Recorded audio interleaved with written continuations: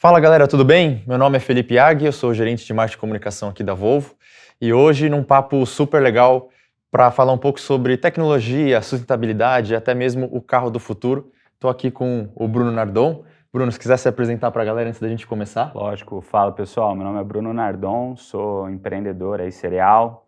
Atualmente eu estou no Gestão 4.0, uma escola de educação voltada para empreendedores e donos de negócio, mas já passei por várias coisas bem bacanas, como a Rappi, a Canui, entre outros negócios que eu fundei, que eu invisto, e sou entusiasta da tecnologia e do empreendedorismo como forma de fazer, né, o Brasil melhorar. Prazer estar aqui com você, Felipe, para a gente poder bater esse papo aí super legal sobre tudo que gera em torno desse tema de mobilidade, sustentabilidade e o carro do futuro. Que legal. Não, o prazer é todo meu, Bruno. E para até aproveitar esse seu background, você já falou bastante aí, né, sobre Rappi e outras empresas. A gente está vivendo hoje uma transformação tecnológica que, assim, nos últimos 10 anos, acho que foi muito maior do que nos últimos 100, né? Impressionante o que surgiu aí de serviços, aplicativos nessa última década, né? Quem hoje consegue viver sem WhatsApp, sem Uber, né? O WhatsApp, quando dá pau, a gente fica louco, não sabe o que fazer. Então, como que você vê essa transformação nessa última década? Você acha que isso é algo que vai acelerar cada vez mais nos próximos anos?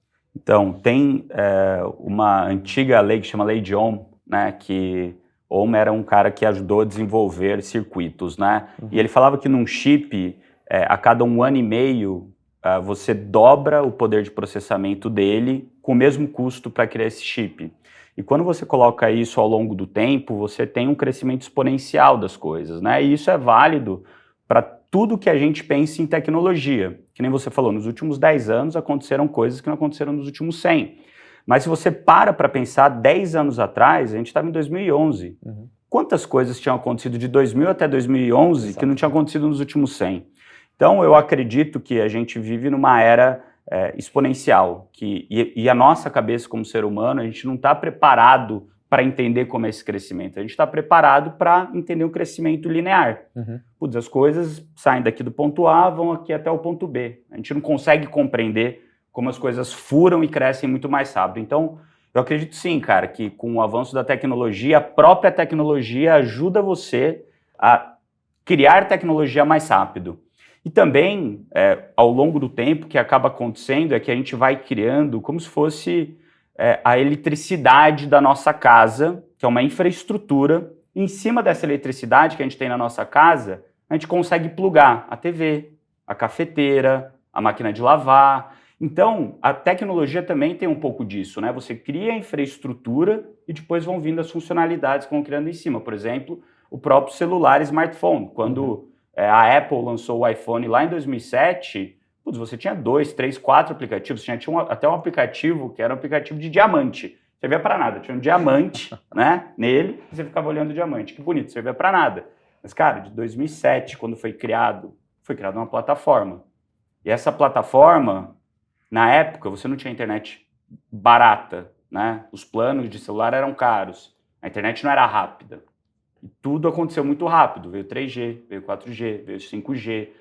A velocidade da internet aumentou, ela barateou, isso permitiu que todo mundo conseguisse ter acesso na palma da mão para um celular. Então a gente tem a infraestrutura, a eletricidade está na mão de todo mundo. Agora, como você vai criando funcionalidades no topo disso que te permitam avançar para facilitar a nossa vida de diversas maneiras? Então, respondendo a tua pergunta, eu acredito, cara, que a tecnologia veio para ficar, não volta mais para trás, as coisas cada vez vão ser mais rápidas. E você, o que você acha disso? É uma coisa que você estava falando super legal, né? Como a tecnologia, muitas vezes ela vem até antes da infraestrutura, né? E como que depois a infraestrutura vai se criando até para conseguir fomentar essa tecnologia, né? Para conseguir fazer com que as pessoas aproveitem melhor. Acho que uma das coisas que a gente tem visto, principalmente na Volvo, é com relação à eletrificação. Né, como a gente vê que o carro elétrico ele não é uma novidade, né, não é de hoje que ele existe, mas agora ele está se popularizando.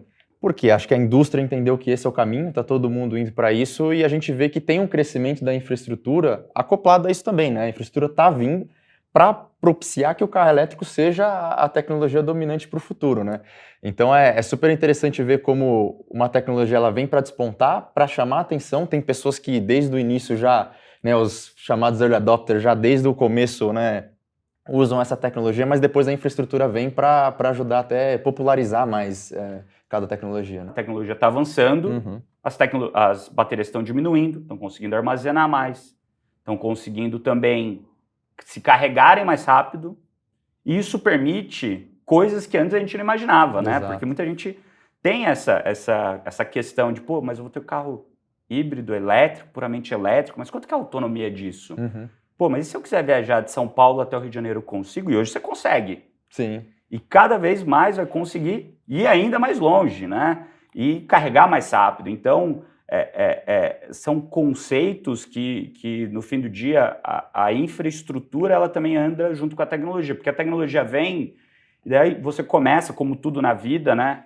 Eu sempre falo isso, que a bandeira do Brasil está escrita errada, né? Não é ordem e progresso. Está errado, deveria ser o contrário. Primeiro você progride, depois você coloca em ordem. Então, que nem você disse, cara, as empresas que estão encabeçando isso, como a Volvo, por exemplo, ela vai lá e progride, empurra a humanidade, empurra todo mundo para frente. Fala, ó, tá aqui o novo status quo. Tá aqui, cara, o que eu acredito que vai ser o futuro. E daí todo mundo fala, porra, verdade? Vamos correr atrás para conseguir também estar lá junto.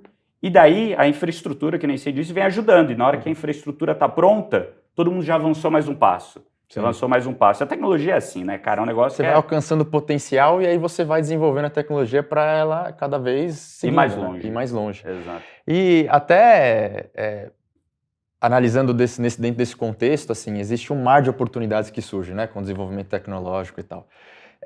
E as pessoas acho que estão até tentando se adaptar com esse mundo que vem aquela enxurrada de informação, enxurrada de coisas novas que muitas vezes a gente até não consegue absorver, não consegue entender. E acho que dentro desse papel também tem um empreendedor que está buscando oportunidades de como trabalhar com isso.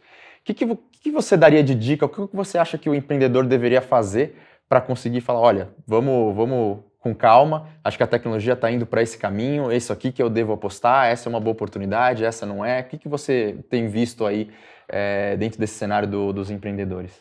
Cara, quando a gente fala mais de empreendedores que estão começando algo, você tem normalmente grandes ondas de tecnologias e ecossistemas que surgem, que se você entra na onda certa, você vai surfar ela por muito tempo. Então, né, a gente estava conversando aqui um pouco antes do nosso papo, que a gente tem um passado quase conjunto, né? Que passamos por uma empresa, quase trabalhamos junto. E teve a época ali de 2008, 2009, 2010, até 2012, que foram a época, né, quando a gente pensa em empreendedores de tecnologia, foi a época de fazer os e-commerces na internet, foi uma grande onda. Daí depois veio a onda dos marketplaces, né? Que, putz, Mercado Livre, B2W, todos esses caras grandes, veio aquela grande onda. Daí depois começaram as ondas das fintechs, com o Nubank encabeçando isso, para crédito, um monte de outras. Agora a gente começa a entrar em mercados que são muito mais difíceis de brincar. Por exemplo, saúde. Estão aparecendo várias novas startups e empreendimentos em saúde. Por quê? Porque é muito mais regulamentado. Com o advento da pandemia, teve muita coisa que teve que ser desregulamentada para que esse mercado conseguisse evoluir. Por exemplo, com telemedicina. Antes era super travado, agora está super aberto.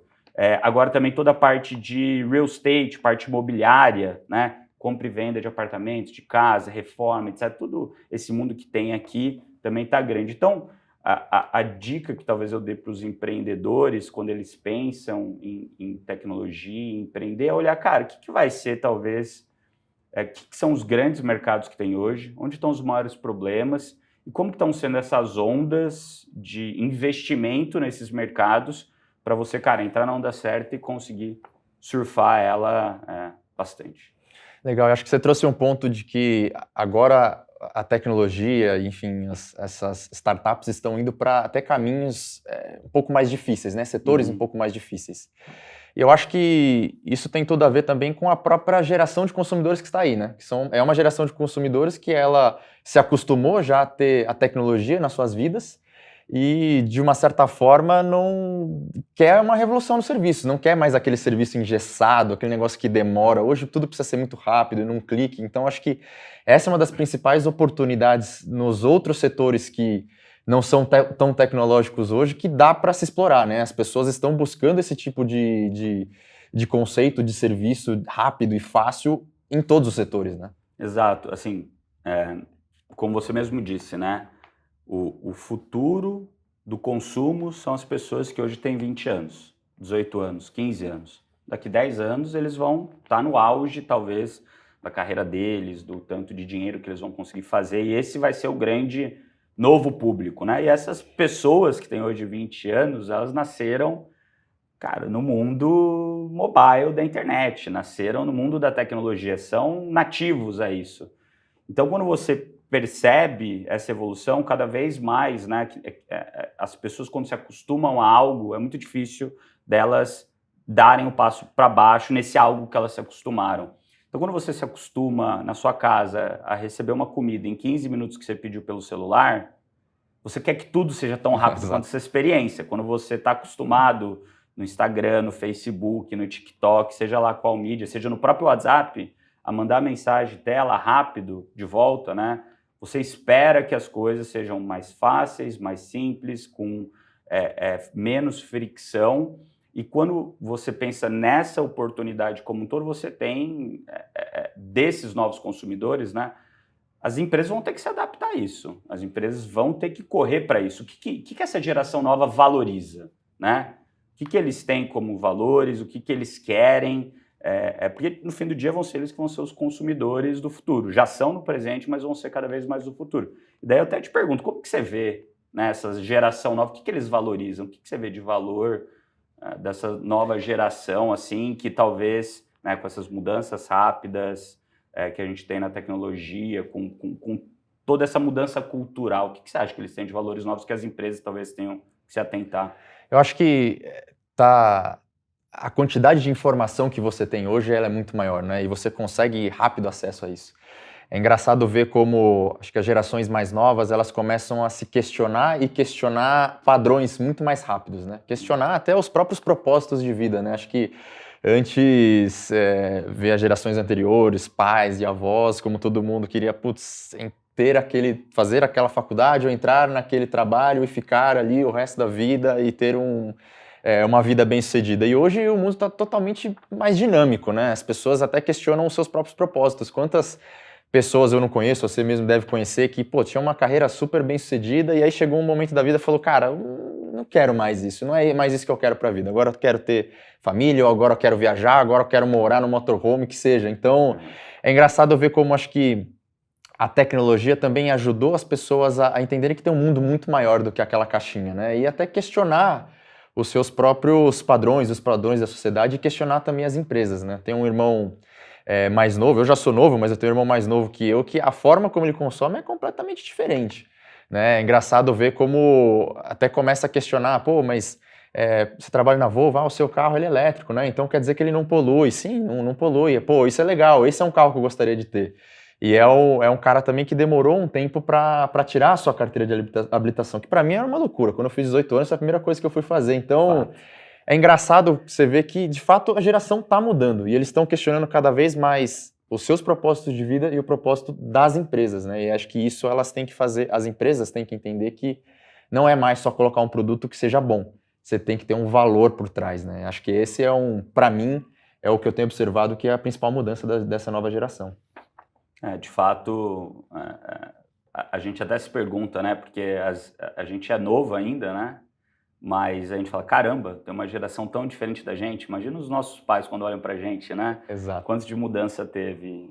E eu acho que essa é a beleza do mundo, né, cara? As coisas evoluem, os pontos de vista evoluem, e a gente precisa se adaptar, né? Porque se você não se adapta, no fim do dia, você morre, né? Se você não inova, no fim do dia, você morre. Então, eu acho que sempre que a gente fala disso, né, que você até trouxe essa pergunta um pouco antes, aonde os empreendedores ou os novos empreendedores deveriam focar, cara, onde está a dor do cliente? Onde está a dor, a dúvida e o desejo desse cliente? Quando a gente fala do cliente, colocar o cliente no centro, a gente não quer só dizer, putz, pegar aqui o Felipe e olhar ele e tratar ele como ser único. Sim, isso sim, mas quais que são as características que definem o Felipe, fazem ele participar de um subgrupo de possíveis clientes que tenham dores, dúvidas e desejos em comum, e daí eu olho como empresário, como empreendedor, entendo o tamanho desse grupo, o tamanho daquele outro grupo, o tamanho desse outro grupo e tento melhorar, adaptar o meu produto, a minha solução, para aquilo que ele quer. Né? Então, quando você pensa nas novas gerações que mudaram os valores, querem as coisas mais rápidas, têm ideias de sustentabilidade maior, querem que os seus valores também estejam nos valores da empresa, você tem que adaptar o seu produto, sua solução para isso. Né? Então, cara, eu vejo sempre com muitos bons olhos a capacidade que as empresas e que nós, empresários, empreendedores, temos de olhar isso, entender a tendência e conseguir atacar isso rápido, cedo, né? Eu acho até um ponto legal, a gente está falando bastante sobre a nova geração, sobre os consumidores mais jovens, né? Mas é impressionante ver também como que até essa nova geração consegue influenciar as gerações mais antigas, né? Que não viveram com isso. É interessante até ver, por exemplo, a minha avó, que hoje ela vai de Uber, sempre pegava táxi, né? E hoje ela vai de Uber para cima e para baixo e tem total a sua liberdade porque ela aprendeu a usar Uber. E é uma coisa inimaginável há uns anos atrás, né? E é engraçado ver também como tem uma até inclusão, né, digital das pessoas mais velhas com essas tecnologias, né? Sejam apps de mobilidade, de comida, por exemplo, também, que é super comum, né? E acho que é justamente isso também, né? Entender quem são, o que vai ser o futuro, quem são os consumidores que hoje ali ditam as regras, talvez, né? Mas que também conseguem influenciar as gerações mais velhas, né? No fim do dia, quando você adapta essa tecnologia para um público, né, para um nicho, que é o early adopter que você estava falando, esse early adopter, né, vai acabar influenciando todo o resto da cadeia.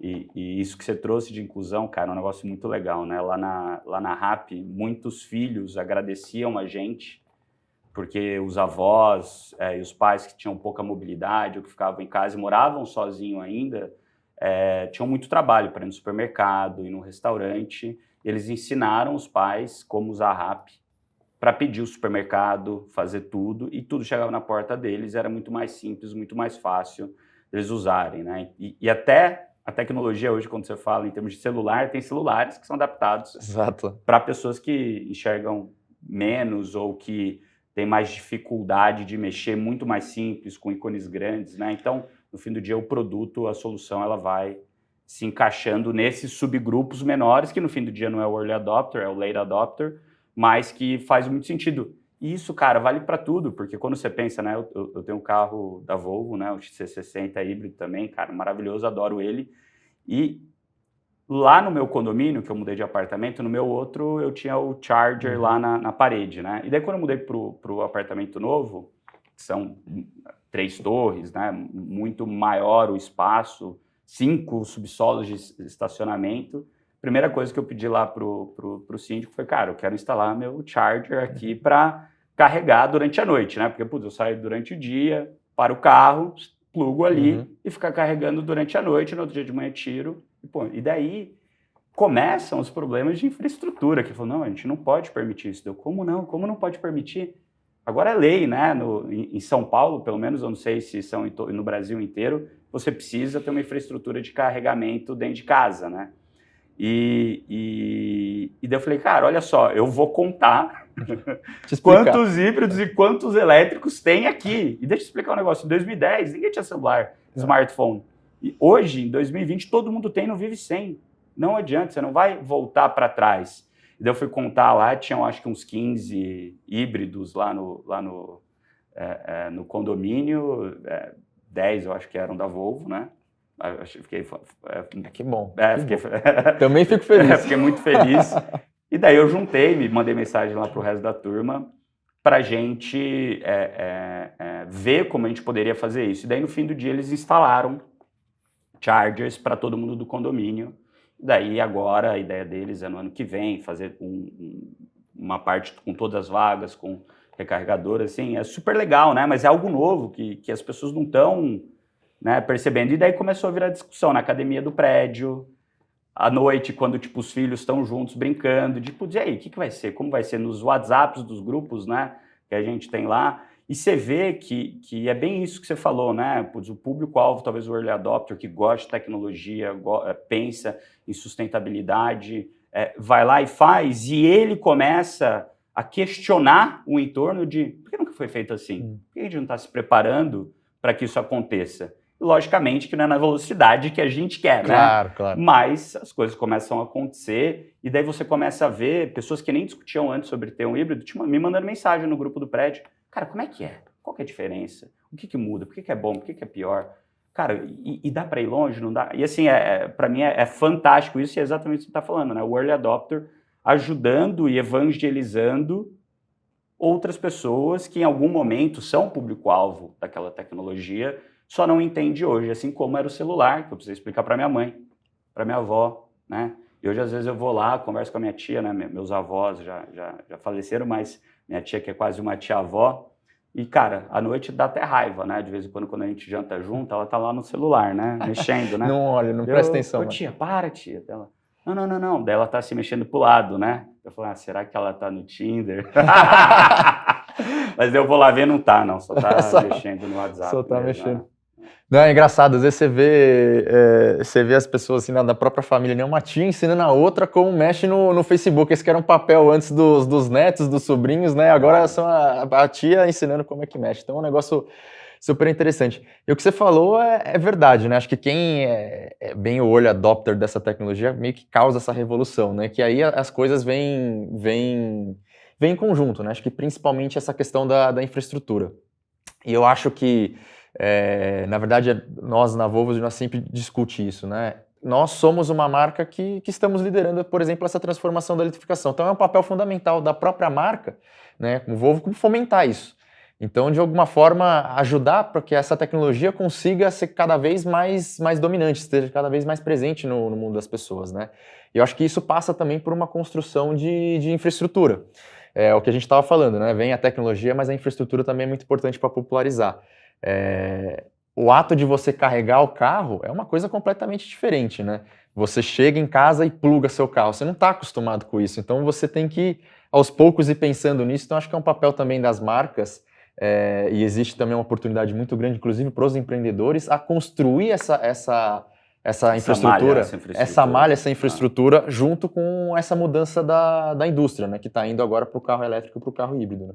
Tanto é que lá em casa, né, lá no condomínio, quem colocou foi uma startup, que eles não deixaram eu colocar na minha vaga, fiquei meio chateado, né, mas acontece, a vida em comunidade e condomínio é assim, né, mas eles colocaram lá em 2 vagas, por enquanto, dá para carregar 4 carros, e essa startup, o modelo de negócio deles é esse, eles colocam os carregadores de graça, eles instalam de graça, e daí você paga ali um valorzinho por mês para ter acesso a carregar e não carregar. E é isso. E é maravilhoso, porque eu chego lá, passo lá o imãzinho lá tipo um validador, como se fosse um cartão. Sim. Plugo, tá carregando, terminou de carregar, ele já debita direto na minha conta. Que legal. Da operadora de energia. Então já vem direto na minha conta de energia. Sim, evita aquela discussão, né? Quem vai pagar a conta? Quem que não vai, é o condomínio, não é. Então, assim, foi uma solução que eu achei sensacional. Logicamente, né? Eu preferia que tivesse na minha vaga, mas tudo bem. Não dá porque é algo e daí eu já questionei eles e a gente está conversando. Tá, e no longo prazo? Eles, não, essa é a solução inicial. Como tem ainda 15 carros aqui no condomínio, isso tem que suporta. É verdade, suporta. O ponto é que a cada mês que passa, a Volvo explode de vender, né? Exatamente. E não só a Volvo, mas as marcas de carros híbridos elétricos, elas estão... Tem crescido bastante. Tem crescido bastante. Eu acho que isso também é um negócio de ecossistema, de comunidade. Eu acho que a Volvo, ela sempre foi muito ousada nisso, né? Quando você para pensar, o cinto de 3 pontas foi feito pela Volvo. Poucas pessoas sabem disso. Cara, algo que é super normal. Antes era só de 2 pontas, né? Bum, bum. Agora é 3 pontas. E a Volvo foi ousado o suficiente para entender que isso fazia mais sentido em salvar vidas como um todo e abrir essa tecnologia e não patentear ela, e para todas as outras marcas terem acesso a isso, para que a gente como comunidade pudesse evoluir. Isso é uma das coisas que eu mais gosto assim na Volvo, que eu vejo, cara, eu não tô aqui para jogar esse jogo sozinho. Eu tô aqui para ser ousado, tô aqui para, cara, encabeçar e tá na frente da mudança tecnológica e ser o trendsetter, né? Setar a tendência. E quando eu vou lá e desafio o status quo de como é hoje, por que é assim? Por que teve que sempre ser assim? Por que precisa continuar sendo assim? Você faz todo mundo correr atrás. E, cara, para mim isso é sensacional, né? O cinto de 3 pontas é um caso, entre vários outros, né? Cara, eu acho que essa parte de eletrificação é a mesma coisa, né?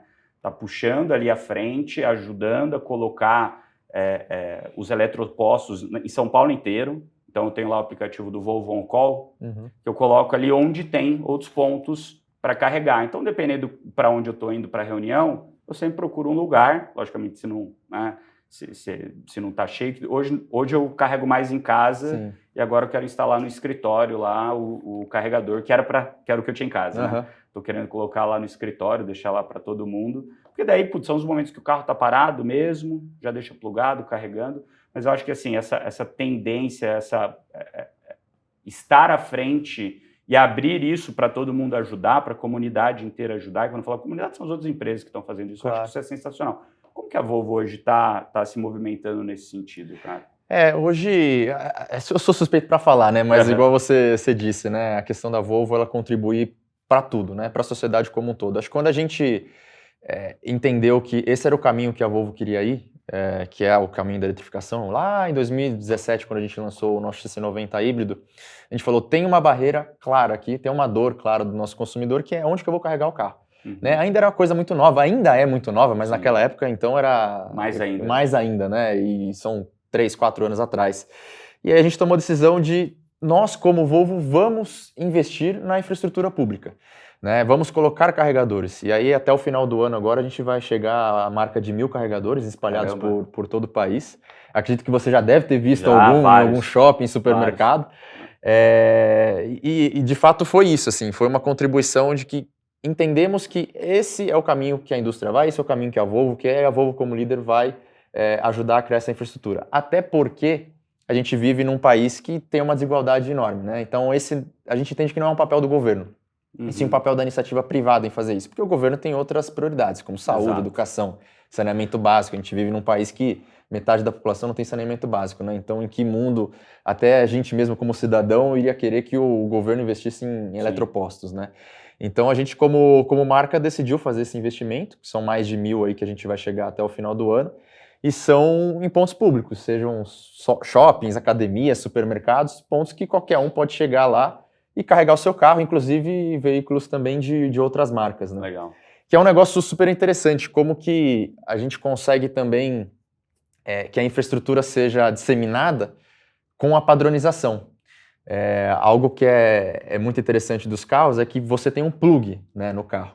Aqui no Brasil, a gente usa majoritariamente o que a gente chama de plug tipo 2, que é o plug europeu. Né? E em outros lugares, por exemplo, tem outros tipos de plug. E essa padronização ajuda, porque você consegue colocar uma infraestrutura que funcione para todas as marcas do mercado. Porque não adianta nada eu fazer uma infraestrutura que só funciona para o meu carro. Eu não estou contribuindo para o ecossistema como um todo. Então, até nisso, a padronização é interessante para você, né, construir essa infraestrutura que sirva para todos, e aí você ajuda a desenvolver o ecossistema. E uma coisa que também é interessante, a gente estava comentando aqui, você falou, né, de usar os carregadores e como que as pessoas hoje que têm um veículo híbrido elétrico buscam esses lugares, né? Eu vou no shopping, mas eu quero ir naquele shopping porque eu sei que ali tem um carregador. Mas isso está virando também um problema, porque lá atrás, quando a gente começou, tinha um carro que carregava, né? Hoje você vai nos shoppings, eles têm 6 vagas de carregadores lá e os 6 estão ocupados, né? É uma coisa incrível também como que a tecnologia está vindo muito forte ultimamente, né? Principalmente com essa questão da eletrificação. Exato. E deixa eu perguntar outra coisa. Que outras coisas a Volvo hoje está fazendo em questão de sustentabilidade? Eu estava lendo esses dias que toda a parte da fabricação, do transporte, o que mais a Volvo está fazendo, cara, hoje de sustentabilidade? A eletrificação ela faz parte até de um plano maior climático, né, da Volvo. A ideia da marca é ser neutra para o clima até 2040. até 10 anos antes do que prevê o Acordo de Paris, né, que é para 2050. A eletrificação é um dos pilares fundamentais, né? A gente falou bastante sobre eletrificar a frota, e a ideia da Volvo é que a gente deve ser uma marca 100% elétrica até 2030. Até 2030. Isso quer dizer que todos os carros vendidos vão ser 100% elétricos, não vai ser igual ao meu híbrido hoje. Não vai ser. A ideia é que a gente faça essa conversão para 100% muito ousado, elétrico. né? Que é 9 anos de agora, aí você fala, caramba, dá até aquele medinho, assim, fala, caramba, tudo elétrico de fato. Exato, tá muito perto, né? E você imaginar que a gente começou lá em 2017 com o híbrido e em maio deste ano, né, 2021, a gente converteu a nossa linha toda para 100% híbrido. Então, também era algo que a gente falava, cara, será que vai? E veio, né? Deixa eu fazer uma pergunta. Como que é em outros países? Porque assim, a gente está no Brasil e pra gente é algo super novo, mas tudo bem, né, que faz uns 2 anos e pouco que eu não viajo por causa, né, da pandemia. Mas, cara, toda vez que eu vou para a Europa ou outros países, eu vejo que a penetração desse tipo de tecnologia é muito maior. Como que você vê, assim, outros países, Brasil, por exemplo, eu sei que tem algumas cidades na Europa que o centro da cidade, você não pode andar de carro. Sim. Você só pode andar se o veículo for elétrico ou híbrido. Você consegue dar um panorama de como está, sei lá, na Europa, nos Estados Unidos e aqui no Brasil? Tem crescido bastante também, principalmente a Europa, né, que é um mercado que você tem um volume super grande e distâncias mais curtas, né, as cidades são relativamente mais próximas, e é isso que você falou. Também o próprio governo está fazendo com que as pessoas se mexam a ter esses carros, porque ou você não pode circular com carros nos grandes centros, ou até mesmo a proibição de veículos a combustão em alguns países, que isso já está acontecendo a partir de 2030, 35, 40, dependendo do país ali. Muitos países na Europa já estão proibindo a circulação desses carros, né? É até interessante ver que o mercado europeu sempre foi dominado pelo motor a diesel, né? Aqui no Brasil a gente não tem carros a passeio a diesel, né, por questão de legislação, mas na Europa sempre teve. Sempre foi o motor dominante, né, o combustível dominante. E agora isso está voltando para ser um carro elétrico, um carro híbrido, porque você pode circular com esse carro em todos os lugares e é um carro que não polui, né? Então, além do aspecto comportamental do próprio consumidor que está buscando essa tecnologia, também tem um ponto da legislação que está mudando e está indo para a direção de fazer países cada vez mais com menos emissões, né, ou mais neutros para o clima, né? Cara, isso é um negócio que eu achei sensacional, né? Eu não sabia, mas quando eu peguei o híbrido, me falaram que ele não tem rodízio. Não tem, Cara, eu falei, caramba! Cara, quase escorreu uma lágrima do meu olho, sério. Não tem rodízio. E daí, direto, quando eu saio com ele, minha esposa pergunta, é rodízio teu? Eu falo, não tem rodízio. Não tem rodízio, Não tem rodízio, não tem rodízio. É maravilhoso, cara. Que é uma das coisas que eu vejo, assim, que não é algo que custa muito sei lá, pelo menos para a cidade de São Paulo fazer, porque ainda é um número, né, reduzido em cima da frota toda. Mas, cara, é um incentivo, de alguma forma, para você ter, pelo menos, um diferencial na hora de você tomar a decisão de, pô, vou pegar esse carro ou outro. Porque tem muita gente que tem 2 carros. Sim. Porque um depende do rodízio do outro. Exato. Pega com placa diferente para não andar no rodízio, né? E agora que as coisas estão voltando ao normal, graças a Deus, né, em São Paulo, cara, eu tô saindo muito de carro. Hoje eu acho que era o meu dia do rodízio. Se fosse pela placa, né? E já não precisa se preocupar com isso. Não precisa me preocupar com isso. Então, são pequenas mudanças e incentivos também que, cara, no fim do dia muda muito pouco, mas que nem você falou, né? Você mostra para a população que esse tipo de atitude, no fim do dia, vai ser, de alguma maneira, beneficiada, né? Cara, a mudança climática que a gente está vivendo e os efeitos, né, que a gente tem de ostensivamente consumir coisas, é o que é normal. Né? Eu acho que é normal e faz parte da evolução da gente como humanidade, mas faz parte também da nossa evolução entender como que a gente continua criando coisas que sejam mais sustentáveis ao longo prazo, e carro, que é uma parte disso, né, pequena, né, mas colabora. Cara, a eletrificação como um todo eu acho sensacional. Acho que a redução das emissões do transporte, ela é fundamental também, mas acho que tem toda uma cadeia, né, junto a isso. As próprias operações, né, para você produzir esses carros, as matérias-primas, da onde você tira, ou como você faz o transporte disso, que influencia bastante. Então, são outros pilares também que são fundamentais dentro desse plano da Volvo, né? Não só eletrificar os carros, mas também você ter uma cadeia de produção hoje que a gente conta com 80% da energia utilizada em todas as nossas fábricas, ela é renovável, e a ideia é que chegar a 100% em 2025, e até mesmo na própria matéria-prima, né? A gente já está explorando aí aço livre de fóssil, que é uma novidade, e também a própria economia circular, né? Muitas pessoas perguntam até de que forma esses carros, eles não emitem, tudo bem, mas de que forma a bateria pode ser sustentável, né? E acho que uma das coisas importantes para falar é que a bateria hoje, como você falou, né, diminuiu muito de tamanho, e hoje a necessidade de manutenção dela é extremamente diferente. Antes você tinha que retirar a bateria como um todo do carro, hoje você não precisa, né? A bateria é feita de células, você pode ali alterar algumas células dela sem precisar descartar a bateria como um todo. E tem a própria questão da economia circular, né? Muitas vezes essa bateria ela não serve para um veículo mais, porque tem uma necessidade de carga muito forte, mas ela pode servir como um gerador externo. Isso é uma coisa que a Volvo já está testando. Como gerador externo? Gerador externo de energia. Você pode ter uma bateria de um carro híbrido elétrico como esse armazenando energia para a sua casa, por exemplo. E aí você não consegue mais utilizar no carro, mas você pode utilizar na sua casa. Sensacional, cara. Então, Sensacional. É interessante ver também como tudo precisa estar conectado, né? Não só o carro, mas assim, a produção disso, tudo precisa estar conectado, e a economia circular acho que é algo que tá vindo forte para trazer o mundo, deixar o mundo um pouco mais sustentável, né? Bem legal, cara, não sabia dessa.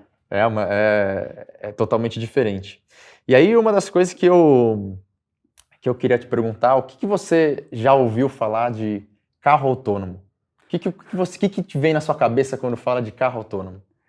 Cara, carro autônomo, o que vem na minha cabeça são aqueles carros do Google andando lá em São Francisco sem motorista, né? Que, putz, várias vezes que eu fui para lá em muito tempo atrás, 2014, 15, 16, que eles estavam fazendo muitos testes, né?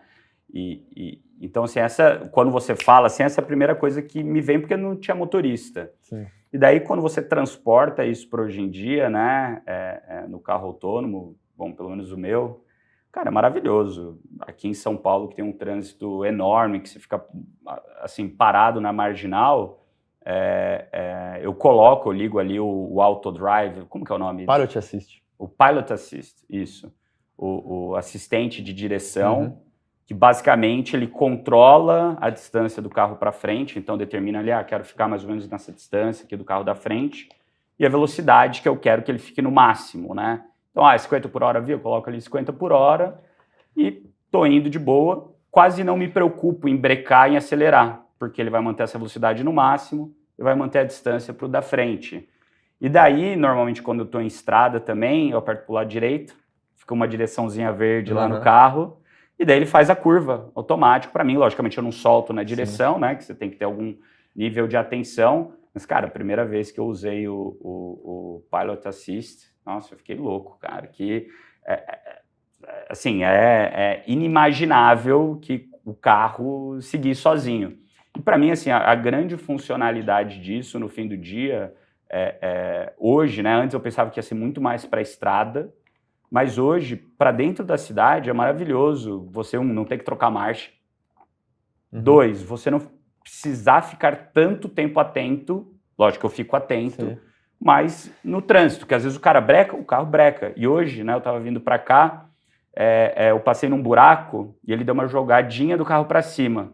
No que ele deu uma jogadinha do carro para cima, o meu cinto de segurança, acho que entendeu que tinha algum tipo de perigo, ele deu uma travada. Cara, segunda vez que isso acontece. Outra vez foi quando o carro estava vindo rápido atrás de mim e brecou em cima. Ele, cara. Assim, então, quando eu penso em carro autônomo, né, ou pilotagem autônoma, eu vejo que, assim, existe ainda muito espaço para evoluir, né, mas, cara, que no fim do dia, o que a gente já tem hoje já é muito poderoso, né? E na estrada, o que eu mais uso é para beber água. Então, estou dirigindo, é um momento que você vai perder um pouco de atenção em pegar a garrafa, abrir. Então, são 2, 3 segundos que você pode fazer isso, beber a água, fechar, guardar, e você sabe que você está seguro na pista, né? Então, eu acho sensacional. Mas me conta, que eu tô curioso para saber o que você acha e o que tem por vir aí, né, pô? Se tem algo por vir muito grande. O que você disse, né? Acho que o Pilot Assist ela é uma tecnologia até de transição, né? Que a gente chama. Porque, de fato, ele é um assistente, né? De condução. Não é uma condução autônoma. Mas esse é acho que é a próxima tecnologia que está todo mundo discutindo, né? Como que a gente consegue fazer com que os carros eles andem sozinhos. E é interessante que, há uns anos atrás, a Volvo apresentou um conceito que chama 360C. Era um carro, inclusive, que você poderia ir deitado, né? E a ideia era, de fato, revolucionar o transporte, porque hoje você pensa, vou fazer um voo, por exemplo, até Curitiba. Eu tenho que sair da minha casa 3 horas antes do voo, pegar um transporte, seja um carro, um Uber, um táxi até o aeroporto, esperar lá no aeroporto, pegar um avião e ir até Curitiba e depois me deslocar até o trajeto. Se você for parar para pensar, talvez se você tivesse feito esse trajeto de carro, você gastaria o mesmo tempo ou até menos, de uma maneira extremamente mais confortável, porque você sai da sua casa e vai direto até o ponto. Então esse conceito que foi criado pela Volvo, ele veio mesmo para tentar revolucionar essas viagens, porque era um carro que você podia totalmente autônomo, elétrico, e que você poderia inclusive ir deitado nele. Então você vai de uma maneira muito mais confortável, você vai de uma maneira muito mais rápida e você vai de uma maneira muito mais sustentável, porque é um veículo elétrico, ele não emite poluentes, como, por exemplo, o avião vai fazer, e até o transporte que você pega até o aeroporto possa fazer. Então, óbvio que eu acho que isso está muito para frente ainda, né? É o que a gente falou, a infraestrutura precisa permitir isso também na tecnologia, mas é uma tendência que os transportes comecem a ser de maneira autônoma e elétrica, que acho que esse é talvez o carro ou o transporte do futuro, e eu acredito que isso vai chegar, inclusive, ônibus, em caminhões, acho que isso deve ser o futuro da indústria. Quando você pensa nessa parte, né, até existe um movimento e discussões sobre mobilidade, de como isso vai impactar a própria posse do carro, né? Exato. Porque uma vez que ele é autônomo, se eu tenho ele e uma parte do meu dia o carro fica parado, que ele não está em transporte, será que eu consigo colocar esse carro para ele transportar outras pessoas, né? Então, vem uma discussão dessa também de mobilidade, como isso muda, cara, que são discussões sensacionais, né, para um futuro não muito distante. E daí a gente para e pensa, né, volta para um dos primeiros filmes que a gente estava falando. A cabeça nossa de humano, ela está muito acostumada a um crescimento linear das coisas. E aquele negócio, né, não acontece, e de repente a chave virou e já te dominou. Foi igual o Uber, né? Uber entrou no Brasil em 2014 e eram algumas poucas pessoas que utilizavam Uber. E, de repente, em 3 meses, todas as cidades estavam dominadas pelo Uber. Você fala, caramba, cara, que loucura é essa? Foi igual a Rappi. Não só no Brasil, né? No mundo inteiro, igual a Rappi. A gente entrou aqui em São Paulo, cara, não tinha Rappi, de repente, 3 meses, bum, a Rappi tá em tudo quanto é canto. Caramba, como que eu vivia antes sem isso, né? Exato. Então, devagar e de repente, né? De repente acontece. Eu acredito que essas grandes mudanças também vão acontecer de uma maneira muito mais rápida. E no fim do dia, cara, uma das coisas que muita gente ainda se pergunta, né? Putz, na hora que eu vou me deslocar do ponto A para o ponto B, se eu vou com Uber ou se eu vou com o meu próprio carro, muitas vezes tem algumas variáveis que influenciam isso, né? E eu mesmo. Tem muitas vezes que, dependendo do trajeto, ou dependendo da velocidade, ou dependendo se eu preciso resolver algo ou não, eu prefiro ir de Uber, porque eu vou trabalhando. Estou trabalhando. Mas muitas vezes eu prefiro ir de carro. Porque, putz, cara, porque eu prefiro ir de carro, né? Porque, putz, às vezes eu tenho que levar meus filhos. Exato. Às vezes é algo mais longo, ou não. Ou eu sei que lá vai ter um estacionamento simples, vou poder parar o carro. Então, eu acho que esse conceito também vai mudar, porque quando você traz um carro autônomo, o teu nível de atenção vai para zero, né? Porque se ele é autônomo, exato, ele se dirige sozinho. Ele vai cuidar para você, ele né? vai cuidar para você. Então, putz, você consegue fazer várias outras coisas ao mesmo tempo. Bem, bem legal. Não, legal. E acho que para a gente caminhar já para o final, até um ponto que você falou super interessante, né? Até essa revolução do que pode ser a necessidade da posse até de um carro, ou até mesmo a forma de comercializar, né? E é interessante ver como Até a pandemia conseguiu acelerar um pouco isso, né? A indústria automobilística que, de uma certa forma, vende um produto que ele não é digital, por essência, né? As pessoas não têm o costume de comprar um carro online, mas que, por conta da pandemia, isso acabou surgindo. Pessoas comprando carro através de WhatsApp, através de telefone, sem precisar ir até um concessionário. E é interessante ver como essa pode ser talvez, eu não diria nem a tendência para o futuro, mas uma tendência do presente já. Você começar a ter produtos como o carro, por exemplo, ser vendido de maneira online. E além de você ter um carro extremamente futurístico, né, como um carro autônomo elétrico, mas você também compra ele por canais online, que é uma grande revolução para a indústria automobilística, sem dúvida. Né? Sim, no fim do dia, quando a gente olha o cliente, né, o cliente ele quer consumir, dependendo do momento de vida, pelo canal que é mais fácil para ele. E depende da jornada de cada cliente. Às vezes o cliente andou num carro do amigo, já sabe como que foi na concessionária ver, ou nem foi, já sabe o que ele quer, já conhece a marca, ele quer simplesmente fazer algo simples, prático, para trazer para ele. Isso vale para tudo, não vale só, né, para o carro. Logicamente que o carro é algo mais, né, como é um valor maior. Sim, valor agregado alto. Valor agregado alto. Então você tem pessoas que gostam de tecnologia que querem comprar de uma maneira tecnológica, né? Não quer mais comprar de uma maneira analógica. Exato. Acho que um exemplo desse foi a nossa pré-venda do XC40 elétrico que a gente lançou agora, que a gente vendeu 450 veículos, praticamente nenhum cliente viu o carro. Sensacional. Todos compraram os carros, reservaram os carros na pré-venda sem poder ver o carro, porque não tinha o carro aqui no Brasil ainda. Então é uma tendência que a gente vê que talvez por conta desse carro ser mais tecnológico, as pessoas também estão mais acostumadas a fazer esse tipo de transação. Perfeito. Boa, Bruno, acho que o papo foi super legal, mas a gente precisa terminar aqui. E agradeço muito a sua presença aqui, acho que foi super legal, a gente falou sobre bastante coisa. E agradeço também a todo mundo que está aí assistindo, acompanhando a gente. Valeu, pessoal. Um abraço. Até mais. Valeu, gente. Até mais.